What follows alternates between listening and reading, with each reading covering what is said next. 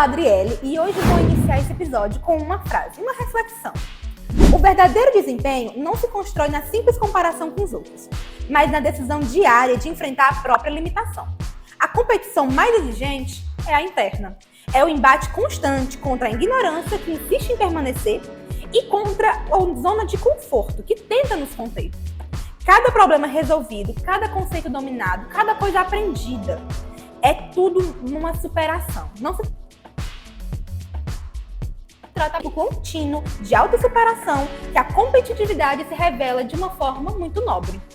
Existe também, dentro dessa rivalidade, a força que nos impulsiona a sermos cada dia mais intelectualmente do que fomos ontem. Muito bom dia, muito boa tarde, muito boa noite para os nossos queridos ouvintes do Café com Física. E é com essa linda frase, né, essa linda reflexão que a gente teve agora no começo do nosso 13º episódio, né, do Café com Física, que é Olimpíadas Científicas. Meu nome é Gabriel, para quem já conhece, para quem não conhece principalmente. Hoje nós estamos com um convidado extremamente especial, um convidado extremamente competitivo no mundo das Olimpíadas, no mundo da física. E além disso, não somente na física, no ramo da física, ele também é um atleta nato, nosso querido Felipe Costa. Pra gente, o Felipe Costa, né? Um pouco da sua trajetória aí, como é essa vida na física, como é essa vida de atleta, na competição e tudo mais. Bom dia, Gabriel. Bom dia, Adriele. Bom dia, boa tarde, boa noite, né? Não sei que horas vocês vão estar assistindo, acompanhando isso. Bom dia, galera do Café com Física. Muito obrigado pelo convite, tá bom? Sou o professor Felipe Costa e trabalho com a física e de forma paralela eu tenho um hobby, né? Um lazer que é pedalar. Eu gosto de pedalar, entendeu? E eu acho que existe uma grande relação entre o ciclismo e a física quando você trabalha com o âmbito de desenvolvimento. Quando você procura desenvolver algo, você procura se dedicar a algo, à medida que você vai traçando suas metas, colhendo o que você vai plantando, você consegue atingir seus objetivos e aí você vai trilhando seus caminhos, seja ele no mundo intelectual, no mundo esportivo e em outras áreas da vida. Então, você sempre gostou, assim, de participar de competições? Sempre foi uma pessoa competitiva? Ou isso veio surgir depois? Eu, da infância, sempre gostei de competir, sempre gostei de participar dessas coisas, de ganhar. Bom, na verdade, eu sempre gostei de desafios e sempre gostei de sair da zona de conforto, né? Você procurar algo ali diferente do normal e diferente do tradicional, tanto na física quanto em todas as áreas que eu procurei trabalhar. Quando traçava uma meta, eu gostava de procurar fazer algo bem feito, não pela metade. E aí isso ia despertando a vontade de você se aperfeiçoar cada vez mais nisso. Então, recapitulando sobre essa parte competitiva, né? Quando eu era criança, eu aprendi a nadar, porque eu tinha dificuldade, olha só que curioso, eu tinha dificuldade com natação e minha mãe colocou para eu fazer natação até que eu pudesse aprender como meio de realmente, se eu passar por um aperreio na vida assim, eu conseguir me salvar. E a partir disso eu comecei a gostar, comecei a desenvolver e comecei a competir. E um fato curioso é porque eu tinha vergonha de competir na frente dos meus pais. Quando eu ia para alguma competição, eu pedia para minha mãe não assistir, para ela ficar do lado de fora e tal. E ela, óbvio, como mãe, ela dava um jeito de assistir escondida de mim, né? Então tinha uma pilastra, ela ficava ali atrás da pilastra, escondida e tal, mas ela ficava assistindo. E aí, desde cedo, eu gostava de competição, mas nem tudo que eu comecei na vida foi com o intuito de competir. Então, o ciclismo, como ele começou? Eu acho interessante porque em muitas áreas da vida, o início, ele partiu não por uma facilidade, mas sim por uma dificuldade. Eu acho que quando você tem o intuito de superar algo, eu acho que isso daí gira uma chave diferente em você, porque aquilo que a gente tem facilidade é muito bom a gente trabalhar, mas o que tem dificuldade a gente tende a não gostar, né? Então, quando foi em 2018, mais ou menos, 2017, eu estava um pouco obeso, acredito, eu estava com uns 92 quilos, hoje eu estou com 68, então eu estava ali, eu fui fazer um exame de rotina com a nutricionista e quando ela pegou as minhas taxas, ela falou, rapaz, você tem que se cuidar porque com 27 anos aqui de idade, a tua idade metabólica aqui tá dando de um cara de 50. Aí eu, opa, como assim? Ela tua gordura visceral tá lá em cima e tal, teu IMC tá tudo errado e tudo. Aí eu fiquei meio assustado com isso. Aí eu, não, vou começar a tentar emagrecer, vou começar a me cuidar. Aí comecei a correr, porque eu comecei a ler e vi que a corrida era um dos esportes ali mais acessíveis e fáceis, práticos para você conseguir ter uma redução de perda considerável. Mas eu, sem instrução nenhuma, comecei a correr um dia, depois outro dia, depois outro dia e assim por diante, né? E ia correndo cada vez distâncias ali maiores. Pelo fato de não ter tido instrução, eu tive uma lesão no meu joelho, tive um machucado. E aí eu fui ao médico, comecei a sentir dores. Quando fui no ortopedista, ele falou, olha, você não pode mais correr, você vai ter que parar aí 2 meses de correr, mas se você quiser pedalar, você pode pedalar para não perder aí o seu cardio e depois retornar à corrida, porque eu tinha gostado de correr, né? E aí então, nesses 2 meses que eu fiquei pedalando somente para me manter ativo, eu comecei a gostar. E aí, a partir daí, começou a desencadear algo no intuito de, poxa, isso aqui é legal, isso aqui é bacana, por que que eu não posso aperfeiçoar isso, evoluir?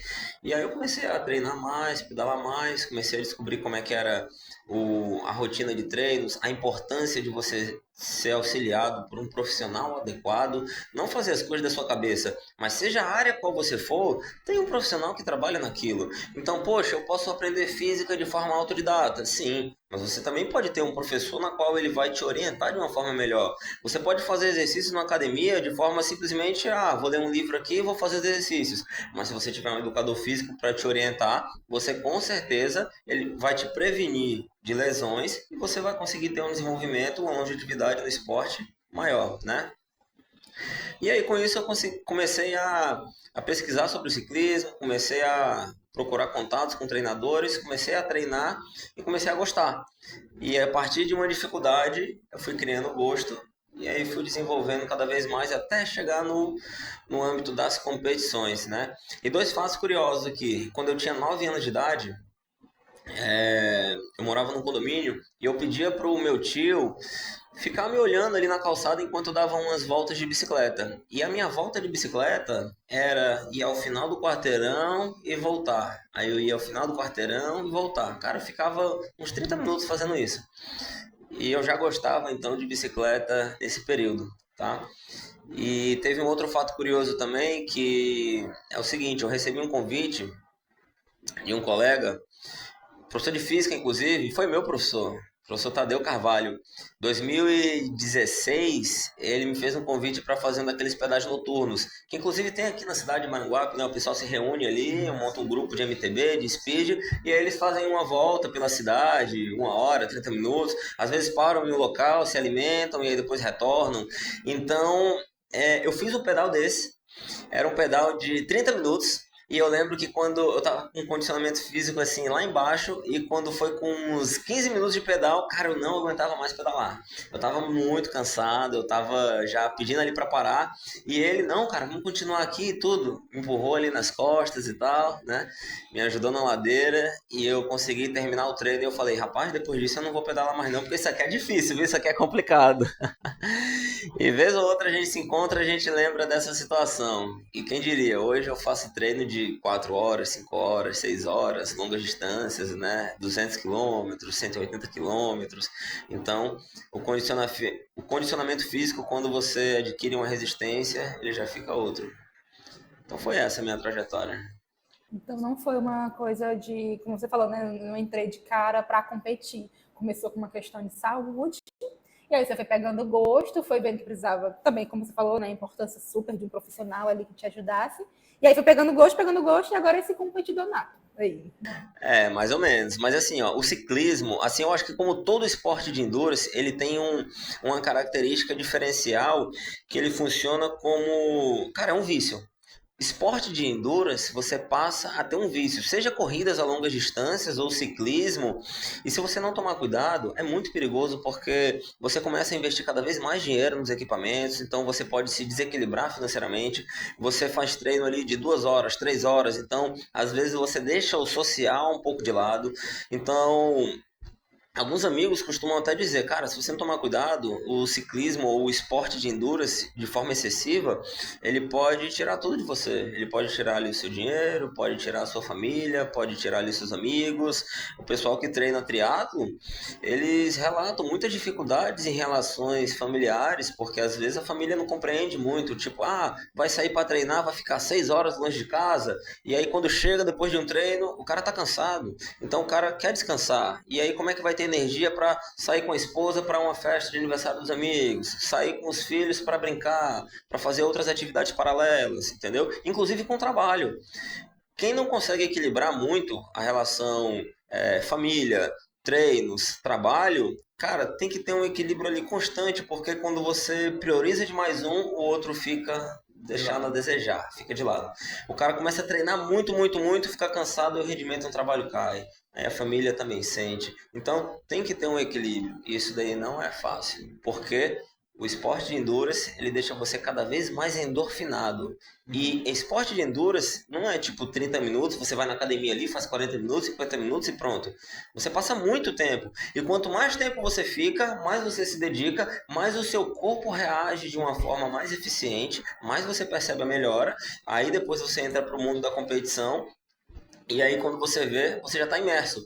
Os corredores, eles começam assim, ó, vou começar a correr aqui 5 quilômetros.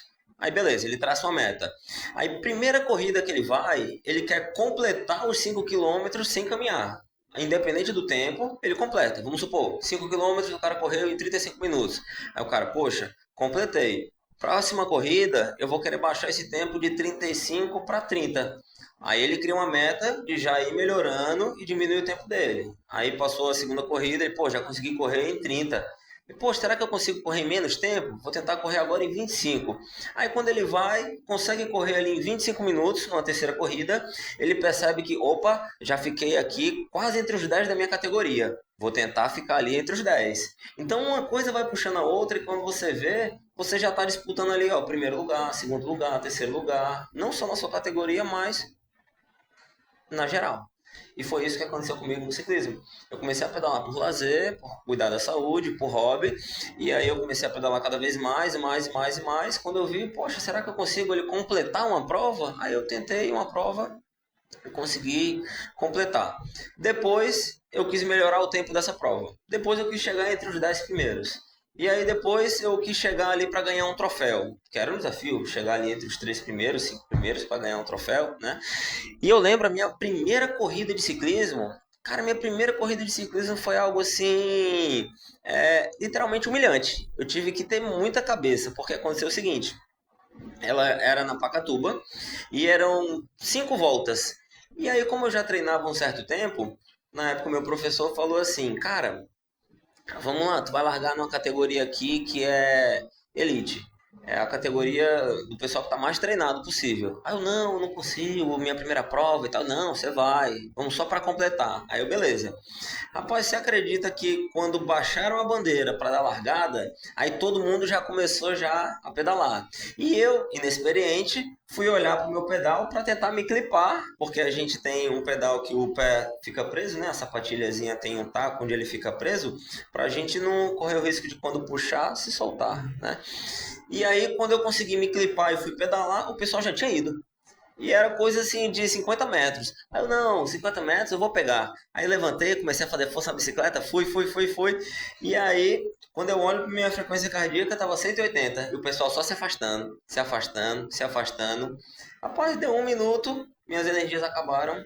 Todos eles foram embora. E no início da prova, eu fiquei em último. Aí eu, e agora o que eu vou fazer? Não, vou terminar minha prova. Então eram 5 voltas. Enquanto todo mundo fez essa prova aí, digamos que 2 horas, eu fiz em 3 horas. Fiz a prova sozinho, em último lugar. E terminei essa prova, né? E era uma prova chamada Urubus Famintos, que era organizado pela família Mota. Michael Mota é um ciclista na qual ele tem toda a minha admiração. Ciclista que mora ali próximo a Pacatuba, família humilde, muito gente boa. Eles são assim pessoas super solícitas e ele me deu todo o apoio na época para isso. Ele, cara, vamos lá, foi só a primeira prova, não desiste. Todo mundo enfrenta dificuldades na vida. Então naquela prova eu poderia ter, não vou mais correr. vou desistir. Pô, foi humilhante. Logo no início eu comecei em último, eu terminei em último. Então, aquilo ficou na minha cabeça por muito tempo. Eu não, vou tentar novamente. E aí na segunda prova aconteceu algo semelhante. Eu não demorei para me clipar, mas eu também cheguei em último lugar. Então, assim, é difícil você pegar um atleta ou um professor ou um profissional qualquer de área que ele esteja na ponta e que ele já tenha começado na ponta. Ninguém começa ali no auge. Você começa ali por baixo, você enfrenta dificuldades. E eu acho que a grande evolução está em você passar por cada uma dessas dificuldades e de cabeça erguida. Porque nada na nossa vida é fácil. A gente sempre vai enfrentar dificuldades e desafios. Mas o segredo é em como a gente lida e como a gente passa por eles. Porque quando a gente passa por essa etapa, a segunda etapa pode nos surpreender. A gente pode chegar a algo na qual a gente não imaginou. E isso simplesmente é fantástico. Tanto na área do ensino, quanto na área do esporte. E eu acho legal porque o esporte ele nos ensina muito. O esporte ele nos ensina a ganhar. O esporte nos ensina a perder. Nos ensina a lidar com momentos adversos. Nos ensina a cuidar da nossa saúde. O esporte, eu acho que todas as crianças elas deveriam já ser inseridas no esporte junto com a escola. Assim como ela começa a ser alfabetizada, começar também o esporte. Desde o coletivo, você saber que um time não é uma pessoa que ganha, mas é o conjunto, é o time. Você tem que passar a bola, você tem que confiar no outro, você tem que às vezes dar um passo para trás para que o outro possa dar um passo para frente. E quando um ganha, todos ganham. E isso é quando uma criança ela pega um brinquedo e compartilha com um colega. Olha, eu tenho só um boneco aqui e o boneco ele não é só meu e a gente pode aqui compartilhar. Então o esporte nos ensina já desde o início.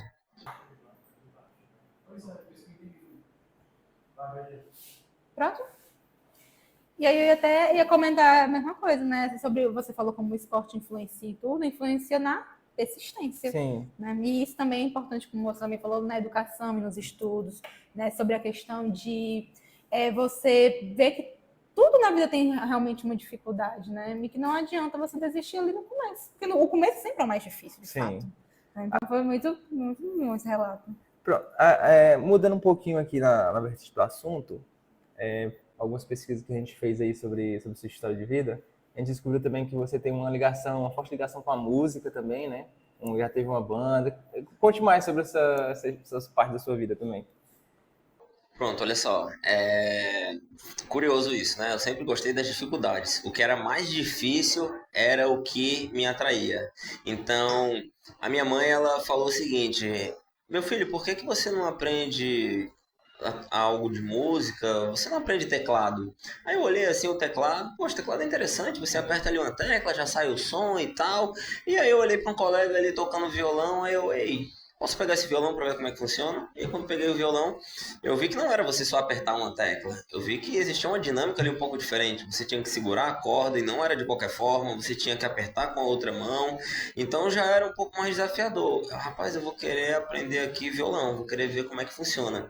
E na minha adolescência, eu me dediquei basicamente a isso, né? Dos 11 anos de idade aos 16 anos de idade, então era basquete, violão e guitarra.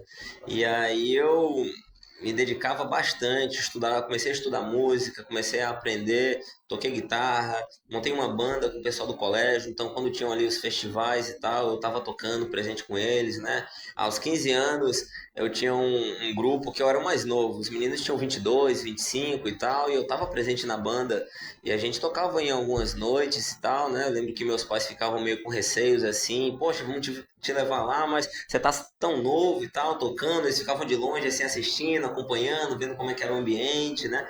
Porque eu gostava de tocar rock.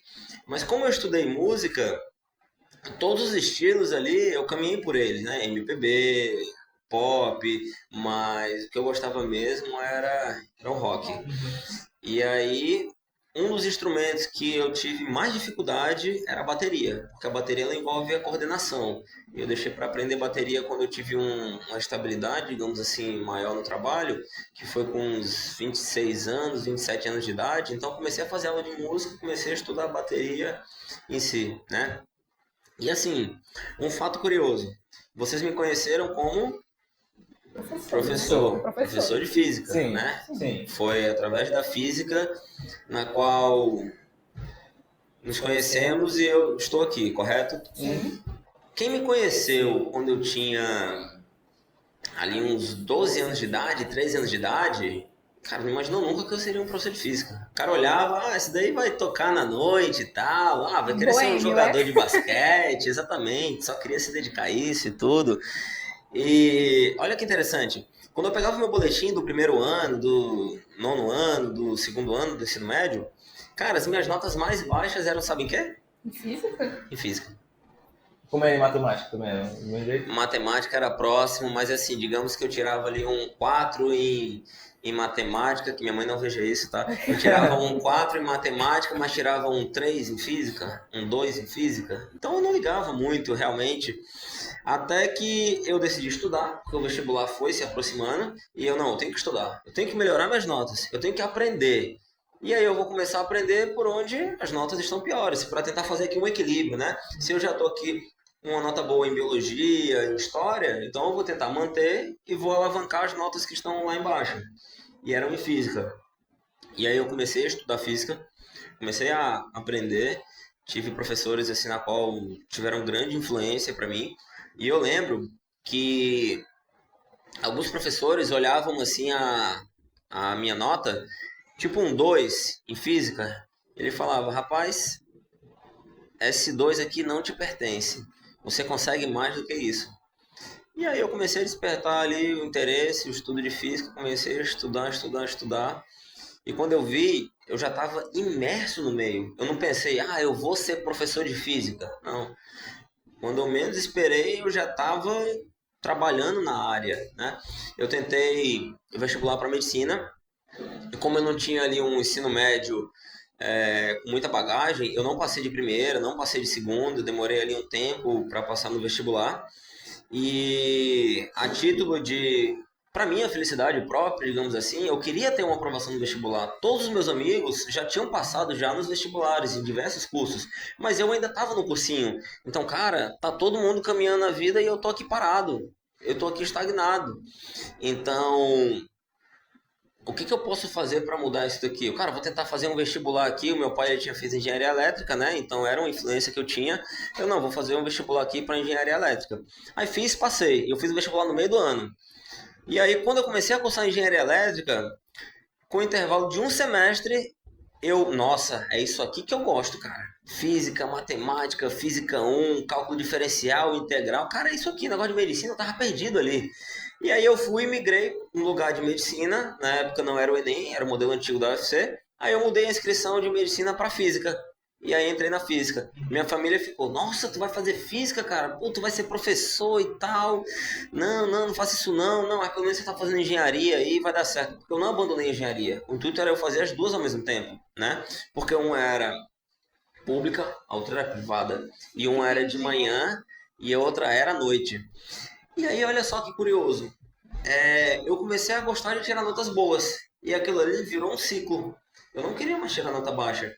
E eu via os alunos que eram renomados por ter uma nota boa, por ter o chamado IRA, né? Que era aquela média da universidade boa. E eu, nossa, vou tentar fazer um IRA bom aqui. Mas eu estava fazendo duas faculdades. E, fato curioso, com uns 20 anos naquela época, eu já não queria estar pedindo dinheiro para meu pai ou para minha mãe. Eu queria ter ali meu próprio dinheiro. E uma forma que eu tinha de começar a trabalhar era dando uma aula particular. Porque eu comecei a tirar dúvida de alguns colegas ali, comecei a gostar, o cara chegava e, nossa, Felipe, tu sabe essa questão aqui e tal? Poxa, tu me explicou tão bem e tudo. Aí eu, poxa, legal. Aí eu comecei a dar aulas particulares. E aí, durante 2 anos, a minha rotina era, eu fazia engenharia elétrica, eu fazia física e eu dava aula. Eu comecei a ensinar no reforço para ter aquele dinheiro da gasolina do carro, dinheiro para ir ao cinema. Então, somente com essas aulas eu consegui tendo ali meu dinheirinho e criando minha independência. E olha só que interessante, olha como era a minha rotina. Eu de manhã eu ia para o UFC, fazia física, à tarde eu ia para o reforço, dava aula particular a tarde toda, e quando era noite eu ia para a Unifor. Então eu estudava basicamente de manhã, de tarde e de noite. Eu não tinha ali um tempo para, vou estudar aqui para uma prova porque está na véspera de uma prova. Eu não tinha esse tempo. E aí, o que que eu fazia? Eu tentava otimizar o meu tempo o máximo possível. Então, todo intervalo que eu tinha, eu usava ele para estudar. Tipo assim, ó, um professor da noite, por exemplo, era A, B e CD. Aí o professor do AB terminava a aula um pouco mais cedo. E o professor do CD começava a aula um pouco mais tarde. Então, tinha 15 minutos de um, 15 minutos aqui do outro. Era meia hora. Essa meia hora eu já estudava a matéria dada naquele dia. Enquanto os colegas ali à noite, tipo, vamos ali pro posto, vamos beber, vamos sair, vamos não sei o quê, eu ia colocando ali a matéria em dia. Enquanto eu estava no ônibus, deslocando de um canto para o outro, porque o PC, lá na UFC, fica num local da cidade, né, região norte. A Unifor fica lá na região sul. Cara, eu ficava 50 minutos no ônibus, mas eu pegava o ônibus logo no início da rota dele. Então era 50 minutos no ônibus que eu ficava sentado, lendo, resolvendo as questões do livro, tarefa de casa. Então eu otimizava o meu tempo de uma forma que, quando era uma prova no outro dia, tava todo mundo desesperado. Aí tava todo mundo, cara, a gente tem que estudar para essa prova, revisão e tal, tal, tal, tal, tal. E eu tava só tranquilo, tava de boa, porque eu já tinha estudado antes, né? Não precisava de estudar na véspera. Fazia a prova, tirava nota boa. Aí o pessoal na faculdade começou a falar assim: ei, Felipe, cara, por que que tu não se reúne ali com a gente pra ensinar ali a matéria, dar uma revisão, vai esperar da prova e tal, uns 20 minutos antes, 30 minutos. Aí eu, não, cara, tô meio sem tempo aqui, tô estudando outras coisas e tal. Aí, não, a gente arruma um valor aqui pra ti. Cada um aqui dá R$ 20. Aí eu, eita, aí a situação melhorou, né? Opa, assim a situação tá melhorando. E aí eu comecei a ensinar para um grupo pequeno. Esse grupo foi aumentando, até, cara, que esse grupo virou uma sala de aula. E aí eu comecei a pegar o lance da didática, do ensino, de ajudar, de escrever no quadro, né? Aí uma escola de bairro fez o convite para eu começar a ensinar física. E aí eu fui para essa escola, comecei a deixar as aulas de reforço ali um pouco de lado, fui migrando para as aulas e quando eu vi eu já estava imerso, eu já estava sendo professor. Então eu não, tipo assim, quando eu tinha 12 anos, o que que você quer ser quando crescer? Ah, quero ser professor, professor de física. Não. Quando eu vi, eu já estava no meio, já estava imerso. Poxa, eu gosto de fazer isso, Não isso é escolheu, legal. né? Eu não escolhi, né? A profissão que você A escolheu. profissão que me escolheu. Quando eu vi, eu já estava imerso, né? E o principal era que eu gostava. Eu não ligava ali pro dinheiro, se estava entrando muito ou pouco, o que estava acontecendo na época. Se eu tinha dinheiro ali para ter os meus lanches da semana e eu estava aprendendo, estava gostando, cara, tava tudo certo. Eu estava feliz com isso, né? Até que eu comecei a pegar cada vez mais aulas, aulas e aulas. Foi aí onde eu fui entrando no mundo das Olimpíadas. Eu não era aluno olímpico na época do ensino médio, então eu nunca participei de uma Olimpíada de Física, de nenhuma outra, nunca ganhei nenhuma medalha.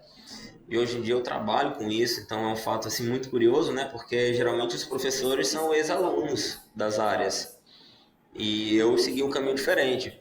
Porém, eu digo que eu tenho algo a meu favor, que é o seguinte: as dúvidas que os alunos poderiam ter eu tinha, então fica mais fácil para no ensino eu direcionar. Porque, cara, eu tive dúvida nisso, então talvez você tenha. Aí eu vou explico ali com um detalhe maior. O aluno que ele já sabia daquilo, para ele era trivial, para ele era fácil, então ele passa batido quando ele vira professor e às vezes ele não dá tanta ênfase àquele detalhe, né? Então, eu comecei a pegar cada vez aulas, aulas, aulas. Foi aí que eu deixei as duas faculdades de lado. Então, eu abandonei as duas faculdades sem me formar. Deixei as duas faculdades, cara, de lado e fiquei só trabalhando.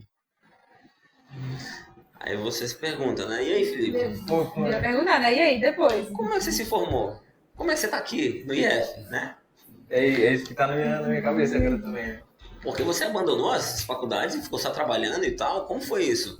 Cara, eu muito novo, eu entrei no mercado de trabalho e identificaram um certo talento em mim, mas eu não chamo de talento, eu chamo de esforço, porque quando a pessoa olha assim e vê, nossa, esse cara parece saber física, pô, mas ninguém sabe quantas festas eu deixei de sair para estar ali estudando, quantas noites eu fiquei estudando, quantos livros eu tive que comprar e as horas ali que eu me dediquei para aquilo. A pessoa só olha o resultado, mas não olha o que você fez por trás daquilo, entendeu? E aí eu comecei a pegar mais aulas, aulas, aulas, e eu fiquei em uma situação um pouco cômoda. Tinha um objetivo ali de chegar em uma certa escola que tinha um status em Fortaleza e consegui. Mas aí quando eu cheguei nela, me afastando das outras, eu fui desligado. Simplesmente chegaram para mim e falaram: Ó, Felipe, você teve um ano muito bom e tal, tal, tal, tal, tal, mas a gente precisa fazer um corte aqui. Eu fui desligado. E aí, quando eu fui desligado dessa escola, eu fiquei sem chão, porque era o único emprego que eu tinha.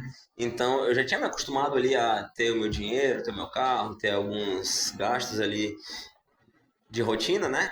E então eu fui cortado de uma forma que aquilo mexeu muito comigo na época, muito mesmo. E aí eu não tinha mais para onde ir, foi até um momento que não foi legal, porque foi fevereiro, as escolas têm até um período ali para fazer um desligamento e fizeram o meu depois, foi janeiro, né? Mas o que aconteceu? Um colega chegou para mim, esse que eu falei do pedal, que pedalava, falou: "Cara, vai ter o concurso do IFCE. Por que tu não faz?" Aí eu: "Não, cara, nem sou formado ainda, vai ter o concurso do IFCE, como é que eu vou fazer esse concurso?" Mas no concurso do IFCE, quando você vai tomar posse, é que você apresenta o seu diploma e a sua documentação. Diferente de outros concursos de US, UFC, que você tem que apresentar já na inscrição, né? Então, ele fez minha inscrição, e aí eu, tá bom, vou fazer essa prova. E aí, como quem não quer nada, já tinha na rotina de estudar, né? Não estudei para essa prova. Fiz a prova de física, que era a prova teórica na época, e era só física. E aí eu consegui ser contemplado com a aprovação nela, e eu não esperava, né? Porque, poxa, concurso público, não era acostumado a fazer e tal. E aí, quando eu fui aprovado, nossa, e agora o que vem depois? Não, tem uma prova didática depois de aula, depois tem uma prova de títulos e tal, tal, tal. Aí eu, caramba, mas e aí, o que que eu faço? Não, agora tu vai correr para se formar, porque dependendo da posição que você fique, e se você conseguir até o final, você tem um prazo ainda, porque o concurso tem validade de 1 ano e pode ser prorrogado por mais 1 ano. Então você tem 2 anos aí para se formar. Aí eu cheguei lá na UFC, conversei com meus professores, meus coordenadores. Cara, é o seguinte, ó, passei no concurso aqui e aí tô precisando me formar. Felipe, mas do tempo que tu já se formou, mudou disciplina e tal, tal, tal, cara, tu precisa aqui de 3 anos para se formar e tal, tal, tal. Não, pois. Pois em um ano acelera aqui, Vamos reduzir. Pois eu tenho que me acelera aí. formar. Acelera aí, vamos 3 ver o anos que a em gente pode 2, né? fazer, né? Ora, aí eu. Não, pois vai dar certo. Cara, eu lembro que eles montaram a minha grade, e aí quando eles estavam montando assim minha grade, ei, Felipe, o sistema aqui não permite mais tu colocar disciplina. Aí eu, por quê? Não, porque já chegou no limite, cara. São aqui 18 disciplinas aqui no semestre. Não tem como. Aí eu, 18 disciplinas. Ele cara, porque tem uma disciplina aqui, ó, que tu vai fazer com o pessoal de tal curso, de outro curso, de outro curso. Então fizeram toda uma logística na UFC para eu cursar disciplinas ali com outros grupos para conseguir me formar. Então nesse tempo eu fiquei sem aula. Foram 36 disciplinas que eu fiz em 2 anos, em 1 ano, né? Então foram 2 semestres. E eu ficava na UFC de segunda até domingo. Eu voltava domingo para casa, assim, para dar uma relaxada. Claro que diariamente eu ia e voltava, mas eu tinha aula segunda de manhã, segunda de tarde, segunda de noite. Terça de manhã, terça de tarde, terça de noite. Tinha aula sábado de manhã, tinha aula sábado de tarde. Tinha aula que era no PC, tinha aula que era no campus do Benfica. Então, cara, E quando eu falava pro professor a minha situação, o professor tem uma disciplina aqui, por exemplo, ó, que tá tendo choque de horário, eu não estou conseguindo vir, mas eu posso só fazer as provas? Aí o professor, não, não, não, não pode não e tal. Eu ia explicar, eu tinha passado no concurso, que estava fazendo essas disciplinas e tal. Professor, dê só um voto de confiança, deixa eu fazer só essas provas. Se na primeira prova eu tirar nota baixa, professor, aí o senhor pode me reprovar por falta. Mas se eu tirar nota boa, deixa eu concluir, porque eu preciso disso para me formar. E aí eu consegui. Eu lembro que teve até uma disciplina, cara, de física moderna, que eu comecei a pegar uma aula que era quinta-feira pela manhã. E aí eu falei com o professor, o nome do professor era Saulo. Aí, professor Saulo, eu tô nessa situação e tal, eu preciso aqui, o senhor libera só para fazer as provas e tal, tal, tal. Ele, não, não, não dá certo e tudo. Aí eu cheguei pro meu chefe e falei, ó, meu chefe, infelizmente ali das aulas que eu tinha pego, né, na escola, o professor lá não liberou e tal, ele... Não, mas não pode, você tá fazendo coisa de outro mundo. Eu vou lá falar com ele e tal, não sei o quê. Cara, o meu chefe saiu do trabalho, foi lá na UFC, conversou com o Saulo. Aí o Saulo combinou com ele o seguinte, olha, eu libero que ele venha fazer as provas, que ele não vai assistir a aula. mas todo dia ele tem que vir aqui só para assinar a frequência. Nem que seja aqui no final da aula e ele vem aqui só para assinar a frequência. Não, pô, então tá bom. Galera, eu saía correndo no carro, no trânsito, que nem um doido, ia para lá, chegava, a aula já tinha acabado, ele tava já na cantina, por sua frequência aqui, por favor, e tal. Aí eu ia assinar, né? Mas, graças a Deus deu certo. Quando eu acabei a graduação, teve um mestrado, eu emendei com o mestrado, fui chamado para o concurso do IFCE e aí consegui ser aprovado, né, no concurso. Então, assim, o que isso traz de reflexão para a gente? Quando você tem um aluno na escola de vocês, aonde for, e você vê uma nota baixa desse aluno, cara, você não pode falar que ele não tem potencial. Você não pode falar que ele não é nada. Você não pode falar que ele não tem futuro. Porque aquilo ali é um momento dele, é um momento de vida. Ele pode ter tirado a nota baixa, mas quem garante que mais na frente ele não consiga tirar uma nota alta? Então você não pode desacreditar em ninguém. Você pode dar novas chances, mas a pessoa tem que ter uma chance nova e ela pode mudar. Veja, eu larguei uma prova de ciclismo, terminei em último. No final de semana passado eu teve uma prova, ganhei, terminei em primeiro.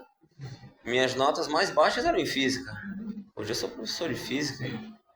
Então, assim, o mundo ele dá muitas voltas. A gente tem que crer e a gente tem que se esforçar. Então, às vezes alguém chega pra mim, um outro professor, ei, fulano de tal, rapaz, fulano de tal ali é fraco, né? Tirou uma nota baixa e tal, não tem potencial nenhum. Opa, a gente não pode falar que ele não tem potencial. Vai ver, a chave dele ainda não virou. Ele não despertou para aquilo. Agora, se a pessoa chegar para ti e falar, olha, eu não quero, aí beleza, porque ela não quer, então você tem que respeitar, tá bom? Mas se a pessoa quiser, ela pode migrar para aquilo. E o que eu ia comentar, que loucura, né? Você passar um semestre fazendo 18 cadeiras, 18 cadeiras e você conseguir terminar de se formar. Há tempo de fazer um 2 semestres, né?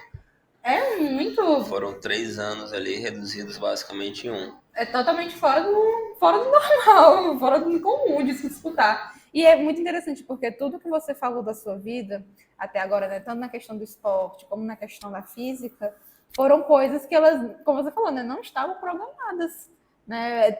Veio de alguma forma, precisou vir, eu precisei melhorar minha nota, eu precisei cuidar da minha saúde, eu precisei fazer tal coisa. E como você falou, né, de repente, já estava totalmente nesse meio. E como você falou, né, o esforço e a dedicação, elas são extremamente importantes para a gente alcançar algum certo objetivo, né? Que talvez leve a gente até outros objetivos que a gente não imaginava, né? Que tinha. Isso é muito legal, muito da hora. Eu nunca tinha escutado isso, a pessoa fazer 18 cadeiras de uma vez em um semestre. 36 cadeiras no ano só, né? Pô, tá doido. A gente faz às vezes 5 e 6 e já tá morrendo. Já tá morrendo, 18. Cara, aula o dia todo. Incrível. E trabalhava, né? Também tinha as aulas, tinha os trabalhos também. Tinha, pouca aula, mas tinha, né? Vai muito da necessidade, né? Às vezes o ser humano ele acha que ele não pode fazer tal coisa, mas quando ele realmente é colocado à prova, ele consegue, entendeu? Sim, incrível. Outro ponto aí, tu vai comentar, né? Bom, é o que eu queria comentar, né? Porque, assim, você falou que foi dando essas pequenas aulas, né? Que começou a se introduzir nas Olimpíadas. E aí a gente queria saber como é que realmente começou essa questão das Olimpíadas. A primeira Olimpíada que você fez, a primeira turma que você preparou, né? A primeira Olimpíada que você participou, né? Como é que foi o resultado dessa Olimpíada? Como foi tudo isso? Bom, vamos lá. As aulas regulares, eu passei por aquele período em que você se pergunta, nossa, eu tô dando gás aqui, eu tô explicando tanto, tô me dedicando, preparei uma aula e os alunos, eles não estão nem aí. Então você se sente ele realmente prejudicado com aquilo, né? Nossa, acontece. Eu me dediquei e tudo, passei um tempo estudando, preparando aula e tal, tô aqui falando e eles não estão dando ali aquele valor.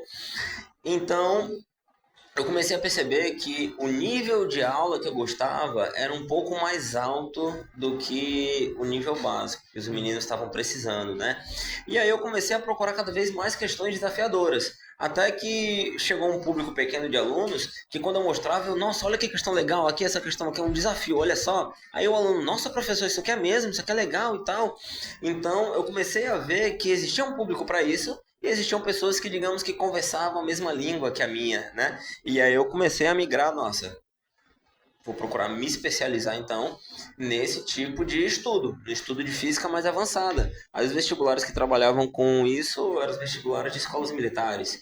ITA, IMES, PSEX, AFA, EFON, né? Eu lembro que em 2011, 2012, a EFON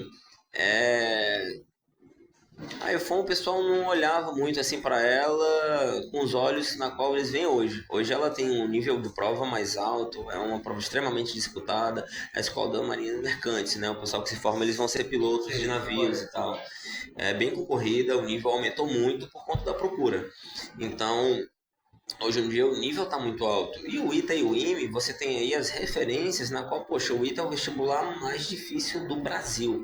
O ITA é renomado no mundo todo. Todo mundo conhece fora o ITA. Você vai em um país diferente. O ITA, lá onde o pessoal trabalha com aviões, aeronaves e tal, engenharia aeroespacial e tudo. Sim, perfeito.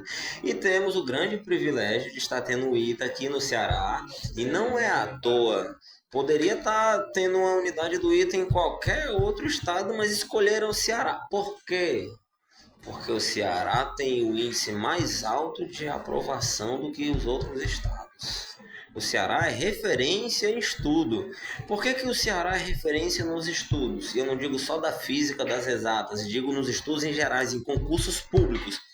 Porque o Ceará trabalha com a disciplina das Olimpíadas desde o início. Do início de onde? Desde o ensino fundamental 1, do ensino fundamental 2. Os alunos ali já começam com Olimpíadas, Olimpíada de Canguru, Olimpíada OBMEP Mirim, começam com Olimpíadas ali mais simples, mas isso já desperta o estudo deles fora da curva.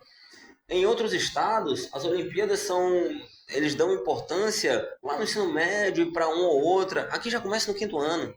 Então, quando o aluno aqui ele chega no ensino médio, ele já está com a densidade de conteúdo, ele já está bem mais calibrado do que outros alunos que não participaram de Olimpíadas. Está acostumado a fazer provas externas, está acostumado a fazer provas longas. Exatamente, a dinâmica do raciocínio. Então, o aluno que faz Olimpíada, cara, ele passa em medicina de primeira. Ele passa ali no ITA com 2 anos de cursinho e tal, de média, 3 anos. Um aluno que não fez, passa 5 anos, 7 anos, às vezes para passar em medicina, como acontece, né?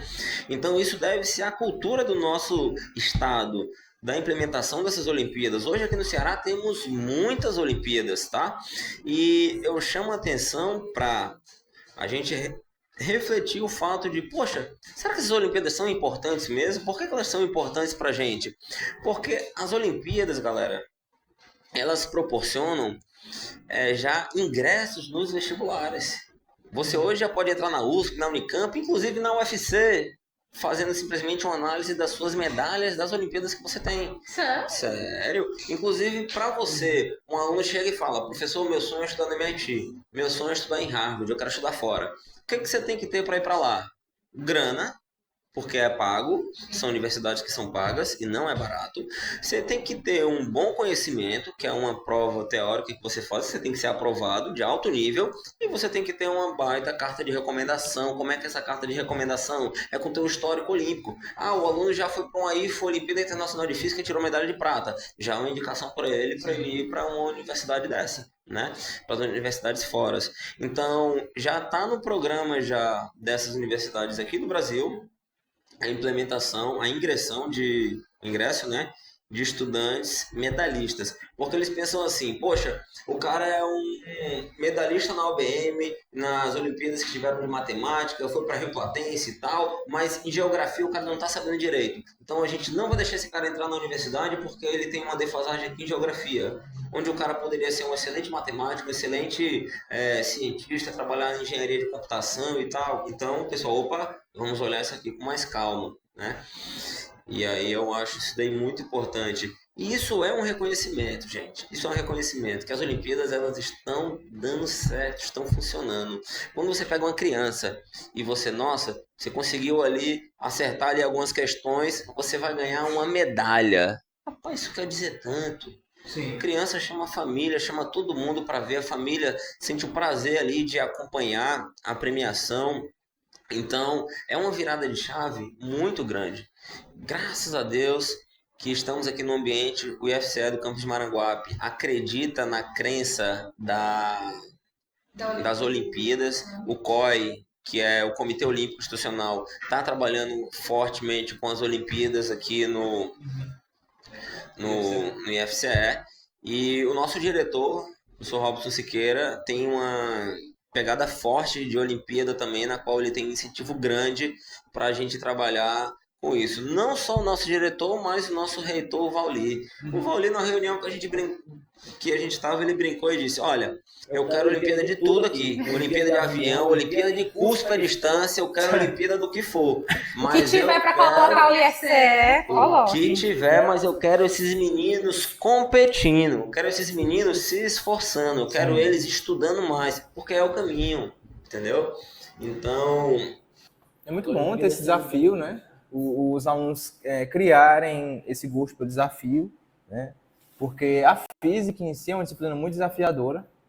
Então, para você estar aqui nesse caminho, cursando física, estudando física, acho que uma das características principais daqueles estudantes que se destacam, né, na disciplina de física, são aqueles que gostam de se desafiar. Já consegue perceber isso logo de cara, né? Aqueles alunos que geralmente têm um destaque assim, maior na disciplina são aqueles que gostam de se desafiar, gostam de aprender ali o que é difícil, gostam de melhorar, de se aprimorar, né?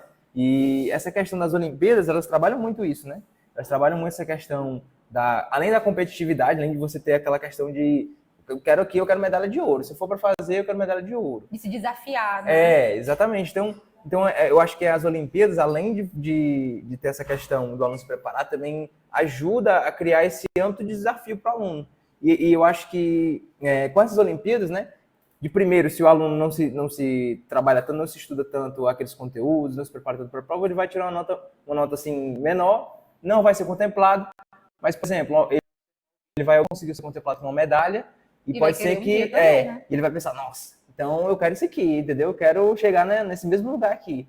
Até quando tu comentou anteriormente das tuas competições, né? Que teve uma ajuda, por exemplo, um empurrão nas tuas costas para tu continuar a prova, né? Isso é muito interessante, porque até aquela frase do Isaac Newton, né? Se hoje sou grande, foi porque me apoiei no ombro de gigantes, não é isso?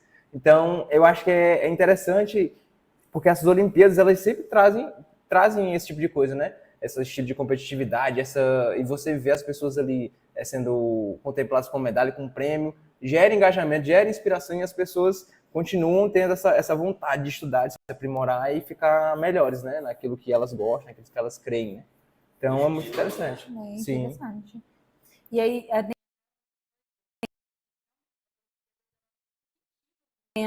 né, de fato, e elas até trazem o olhar de que, talvez, por exemplo, eu vou entrar aqui numa Olimpíada de Química, talvez eu não goste de Química, mas eu gosto muito de Português. Será que não tem uma Olimpíada, então, disso? Né? Então, traz, ou vê, às vezes, para outros olhares, né? Não Verdade. Curto, né? Eu não curto muito esse lado, mas será que não tem uma Olimpíada disso aqui, que é o que eu gosto? Né? Então, assim, às vezes, não sabiam nem que ia uma Olimpíada de alguma coisa que gostava. Não sabia nem que tinha essa oportunidade, que podia ter essa experiência, né? Mas eu também tenho Olimpíadas, às vezes, em escolas, participar. Ver a visão disso, sobre como às vezes a gente tem alunos que às vezes são enfim, várias coisas, mas às vezes a gente tem alunos que não sabem ler, não sabem escrever, enfim. Isso nas escolas públicas, né? Como você comentou, né, que essas Olimpíadas já estão inseridas desde o 5º ano, né? Isso. Então é comum a gente observar atualmente esses certos déficits, né, até na questão da leitura de alguns alunos, né? Então, como é que você encararia essa realidade nessa questão? Eu acho que elas devem ser adaptadas para todo mundo ter acesso e possibilidade. Por exemplo, se um aluno ele tem uma deficiência, ele deve ter um resultado ou uma avaliação para que seja compatível com aquela deficiência que ele tem e não se igualar ali aos outros, porque seria injusto, né? Assim como, por exemplo, se você for para os esportes, para as Olimpíadas esportistas, existem as Olimpíadas de corridas normais, mas existem as Olimpíadas também para pessoas com deficiências, né? PCD e tal. Então, eu acho isso bem importante. Como você falou recentemente também agora, as Olimpíadas de português, história, geografia, eu acho que é importante sim a Olimpíada de tudo, não é que eu sou da física que tem que ser das exatas, tem que ser da física, puxar para o meu lado, não. Eu acho que tem que ser de tudo para que os alunos eles possam experimentar aquilo e ver se é aquilo que ele realmente quer. Então, se você observar, aquilo ali funciona até mesmo como como é que é o nome daquele direcionamento que o aluno tem para saber a profissão que ele vai querer trabalhar? Tipo uma prova? Teste vocacional? Um teste vocacional, exatamente, porque o cara, poxa, eu vou fazer uma Olimpíada de Física aqui para ver como é que é. Aí, poxa, eu vou estudar isso aqui na graduação de Física, cara, é isso mesmo que eu quero e tal, vou aprender isso aqui e tudo, né? Porque, por exemplo, eu passei 2 anos procurando ali fazer vestibular para Medicina, onde o meu feeling realmente era outro, era física, cara, era completamente diferente. E tu acha que eu não escutei da minha família, vai morrer de fome, vai ser professor, vai ter dor de cabeça. Então, eu escutei muitas frases na qual não me incentivaram quando eu queria migrar para a física. Onde não importa essas opiniões. Importa se você vai estar sendo feliz fazendo aquilo ou não. Cara, tu pode fazer artes, música, pode fazer medicina, o que for. Tá feliz fazendo aquilo? O resto é consequência. Então, as Olimpíadas sendo inseridas de forma mais cedo para os alunos, elas possibilitam que eles já escolham, poxa, eu estudei isso aqui mais a fundo, gostei disso, não é isso aqui que eu quero não, tal. E para aqueles que têm deficiência, tem que ser adaptado a uma prova, entendeu? E assim, eu tive uma experiência com um aluno que tinha deficiência visual em outro campus que eu trabalhei, no IFCE, do campus de Itauá. E eu lembro que eu bolei estratégias com a turma todinha pra gente ensinar eletrostática pra ele mesmo, sem ele conseguir enxergar. E cara, foi incrível. A galera montou experimentos ali, montou, por exemplo, uma carga positiva e uma carga negativa. As duas próximas, fazendo as linhas de campo elétrico saindo da positiva e indo pra negativa. A galera pegou um isopor, outro isopor, colocou um símbolozinho assim de mais, pintado assim, um símbolozinho de menos, umas linhas com arames e umas setinhas indicando para o cara pegar assim, o cara visualizar, entendeu? Então, nossa, foi incrível. Depois pegamos todos os experimentos e guardamos para que pudessem ser usados por novos alunos. Então, assim, um professor às vezes vê uma dificuldade, tipo, ensinar física já é difícil. Esse cara aqui, ele tem dificuldade. Depois ele aprende, depois eu faço uma avaliação para ele. A gente não pode excluir. A gente tem que incluir. Então, por que não trabalhar toda a turma no sentido de, galera, como é que a gente pode trabalhar junto aqui para que esse aluno consiga aprender? Ele foi aprovado em Direito na UFC. Olha que massa. Ele fez uma prova igual aos outros? Não. Mas ele está tendo a oportunidade dele cursar. Entendeu? Então, ele vai conseguir trabalhar, ele vai conseguir... É uma vida. Ele tem que ser inserido no mercado de trabalho. Bom, né, com tudo isso que você falou pra gente tem também os curiosos de plantão na internet, que mandaram as perguntinhas na nossa caixinha no Instagram. A primeira pergunta que veio é: como você faz para conciliar sua rotina? Tudo isso, em que horas é que você dorme, já que você não desacelera nunca? Bom, eu tenho, graças a Deus, uma família fantástica que eles me ajudam nisso. Ninguém consegue nada sozinho. Então, a minha esposa é realmente uma parceira na qual ela entende meus treinos, ela me ajuda. Quando eu acordo, ela ajuda ali com pré-treino. Enquanto eu tô me arrumando, ela já vai colocando as coisas que eu vou levar, que eu vou comer e tal. Quando eu chego, também. Então, a gente tem essa parceria muito grande, sabe? Um tá sempre ajudando o outro. Quando eu vejo que ela vai chegar no trabalho e vai precisar de alguma coisa, eu já peço ali também uma comida para ela, a gente separa algo. Então, tem que ter o apoio familiar, tem que ter essa parceria. Realmente eu durmo pouco, porque como eu trabalho, então eu procuro dormir ali umas 10 horas da manhã, acordo 4 para começar a fazer meus treinos e às 7h30, 8 horas já tá trabalhando. Então a ideia é essa, organização. Sim. Ajuda, né? Sim, então é sempre bom ter alguém para apoiar. E é que bom que ele tem isso, né? Uma família para apoiar a carreira dele, todas as áreas, né? E aqui também eu queria perguntar um pouco, né? Na verdade, uma pergunta que alguém fez sobre as suas viagens. Você já viajou muito. Fala de algum lugar, de algum lugar que você visitou, resumidamente aí, né?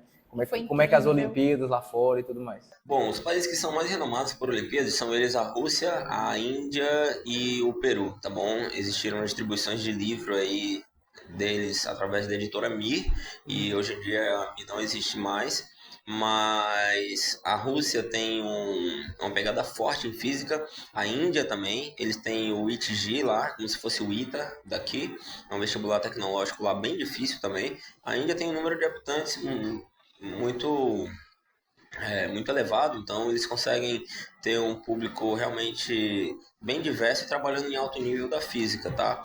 Eu já consegui visitar esses países, o meu hobby era juntar dinheiro nas férias para viajar para esses países para estudar como é que eram as Olimpíadas nele. Então, eu comprava livros lá para saber como é que trabalhavam as Olimpíadas lá nesses países, como é que era o método de treinamento deles, como é que eles ensinavam os alunos. Então, eu tive essa oportunidade, graças a Deus. Qual foi o país preferido? Bem, em relação a quê? A física, a dinâmica... Talvez gostar de visitar mesmo só... Acho que a Rússia. A Rússia. A Rússia foi rápido, deixa eu até falar, foi a Rússia. A Rússia, tanto pelo nível deles, eles têm muita coisa ainda em russo. Você olha até a placa do McDonald's lá em russo, pra você ter ideia. Então, eles são realmente fechados. Existem muitos materiais deles que você não encontra na internet, entendeu? Então, a Rússia é um público diferenciado. Dando continuidade, né? Eu queria ter esse momento porque você trouxe aqui algo muito interessante, né? Está aqui na nossa mesa. Sim. E eu acharia muito interessante que você falasse um pouco sobre o seu livro, para quem está ouvindo, para quem está assistindo, mostrar aqui para a câmera também, né? Bom, aqui é Desafio de Física, volume 2, tá? Graças a Deus lançamos o volume 1 e aí tivemos o volume 2 em seguida. São 120 problemas desafiadores, realmente, para serem resolvidos em 10 dias. Então, são 12 problemas por dia, tá? Todo o livro é Nada resolvido. trivial, né? Nada trivial. São realmente bem difíceis, tá? E... é um material muito interessante, que são problemas que me marcaram ao longo da minha trajetória, como aluno, como professor, visitando Olimpíadas. Então tem problemas aqui que são modificados, não são problemas de vestibulares já passados, tá? São problemas que fazem você raciocinar e tem um aprendizado X para o aluno que vai estudar. E para quem está assistindo aí, como é que ele pode garantir o seu volume? Bom, vou fazer um sorteio, tá? A galera que tiver feito um comentário aí no nosso vídeo Café com Física, tá bom? Que seguir a página de vocês também. Então, eu vou fazer um sorteio desse volume aqui, tá? Inclusive, ele já vai ficar por aqui. E vocês podem estar adquirindo esse volume 2. O que vocês acham? Interessante. Perfeito. Eu adorei, né? Então, é só comentar no vídeo aí no YouTube Café com Física, tá bom? Só comentar, tá seguindo a página Café com Física. Dá uma divulgada nos stories aí. Os alunos, os meninos são excelentes, estão fazendo isso daqui de forma totalmente gratuita, porque eles têm o interesse de divulgar física, de conversar cada vez mais sobre ensino, sobre educação.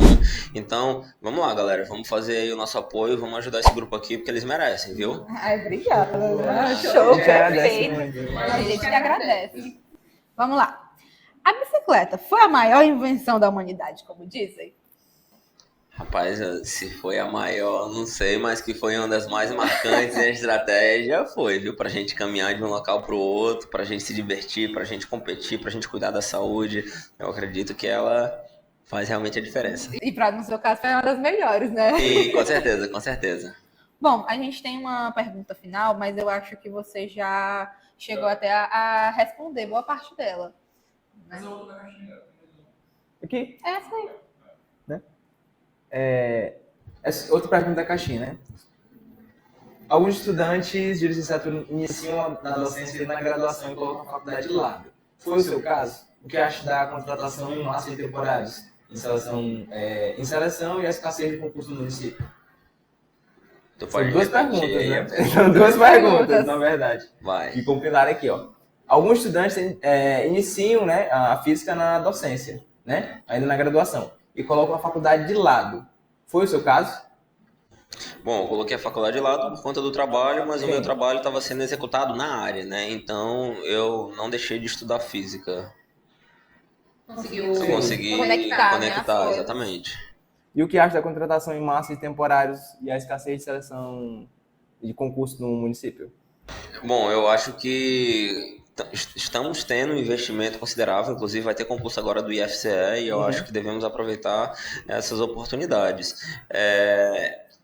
Sobre temporário no município, eu confesso que eu não sei como é que está a situação, mas eu acho que eu tenho que, sobre essa pergunta, estudar mais e procurar saber um pouco daqui. Sim. Não, mas isso é importante, até a gente escutar, né, a informação também para você.